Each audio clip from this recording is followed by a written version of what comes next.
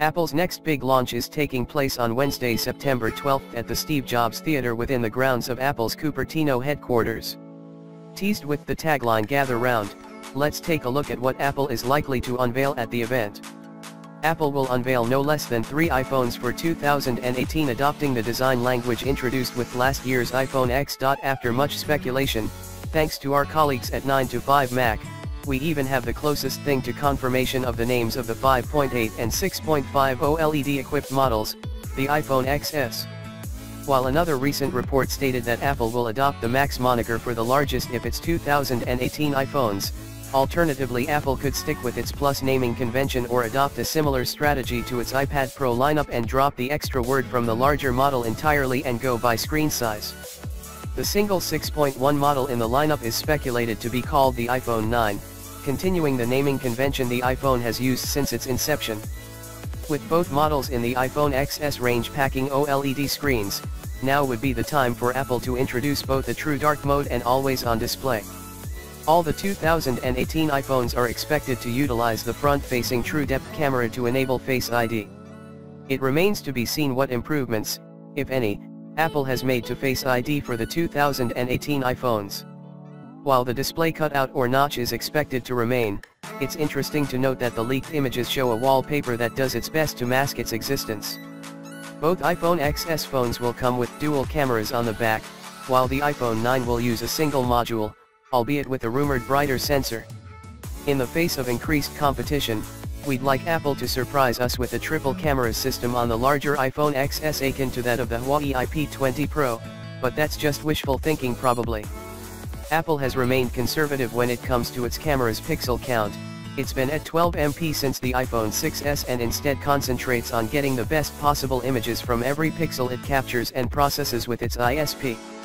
That being said, the may have come for Apple to make a megapixel jump, so expect something in the 16-19 MP range.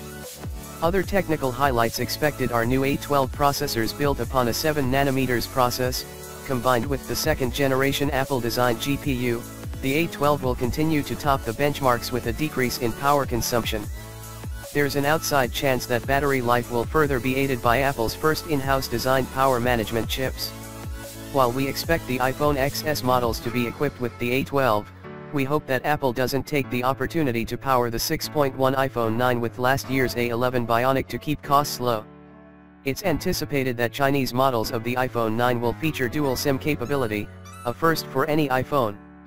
It's highly likely that the XS models will top out at 4GB RAM and 512GB storage, with the iPhone 9 coming in with lower RAM, 3GB, and lower max storage, 128GB, befitting its position within the range. Colors across the range will be more varied, with the leaks showing the iPhone XS models with their stainless steel band finished in gold, matching a gold glass back. Rumors also indicate that the iPhone 9, with its aluminum frame, will arrive in an even greater range of colors. It's expected that the 2018 iPhones will get a beefier 18W charger in the box, a long overdue upgrade. Wireless charging on the current 2018 iPhones caps out at 7.5 watt. While the Qi standards support wireless charging up to 15 watt, Apple would have to accommodate not only the appropriate hardware to enable 15-watt wireless charging but manage the additional heat generated. Ideally, the Air Power Mat would also get 15W charging. Analyst Ming-Chi Kuo stated that Apple will be offering a more aggressive pricing strategy for its 3 new iPhones in 2018, as it is concerned about the negative impact of a higher price, but also that it has an improved cost structure thanks to assembly yield improvements. 6.1 iPhone 9 model will cost $700. 5.8 iPhone XS mode will cost $800. 6.5 iPhone XS Plus/Max model will cost $999. Aside from the anticipated spec bumps, the big news for the Series 4 Apple Watch will be its larger and higher resolution display, about 15% increase on both counts. It's been reported that existing Apple Watch straps will fit the Series 4, so expect the overall form factor to remain the same.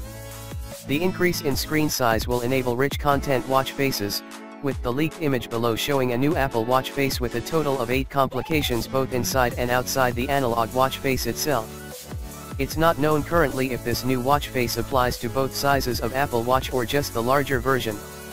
We expect Apple to introduce its next generation SoC for the Series 4 Apple Watch, likely to be called the S4. Analyst Ming-Chi Kuo talked improved battery life, which given the larger display would mean a far enhanced power-efficient S4 chipset. The packaging of components internally may allow for a physically larger battery and in turn improved battery life. That should allow Apple to introduce native sleep tracking to its Apple Watch.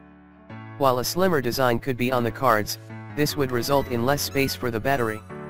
LTE models will have a more subtle red dot on the digital crown.